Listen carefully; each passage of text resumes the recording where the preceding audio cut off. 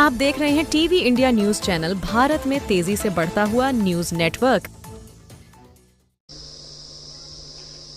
इस देश के टुकड़े कभी अफगानिस्तान के रूप में, कभी बर्मा भूटान के रूप में, कभी श्रीलंका नेपाल के रूप में, कभी तिब्बत के रूप में, और 47 के आसपास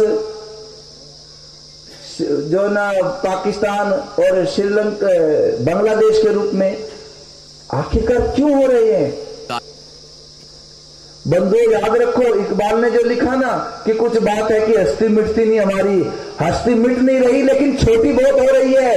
कभी हम इतने बड़े विशालकाय देश के मालिक थे, आज उसी देश के 8 से ज्यादा टुकड़े हो चुके हैं। और फिर भी इसी गीत को कब तक आलापना है कि कुछ बात है कि हस्ती मिटती नहीं हमारी। कितना मिटेंगे? अभी भी जहां हिंदू समाज कम होता है वहीं पर ही भारत तेरे टुकड़े होंगे, ऐसे नारे क्यों लगते हैं? वहीं पर ही एक विरोधी देश का, एक दुश्मन देश का झंडा आखिरकार क्यों फहराया जाता है? इस बात का चिंतन करना पड़ेगा।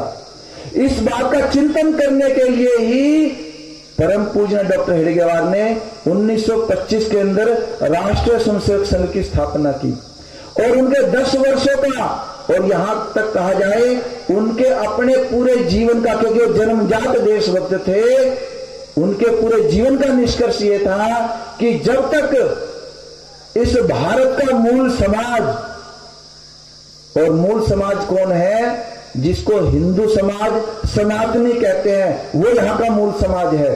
किसी को गलतफहमी का शिकार नहीं होना चाहिए। जिसकी आस्थाएं इस भारत भूमि के साथ हैं, जिसके लाभ हानि इस भारत के साथ जुड़े हुए हैं, वो भारत का मूल है, वो सनातनी है, वो हिंदू है। और ऐसा हिंदू जब तक शक्तिशाली नहीं होगा, संगठित नहीं होगा, ताकतवर नहीं बनेगा,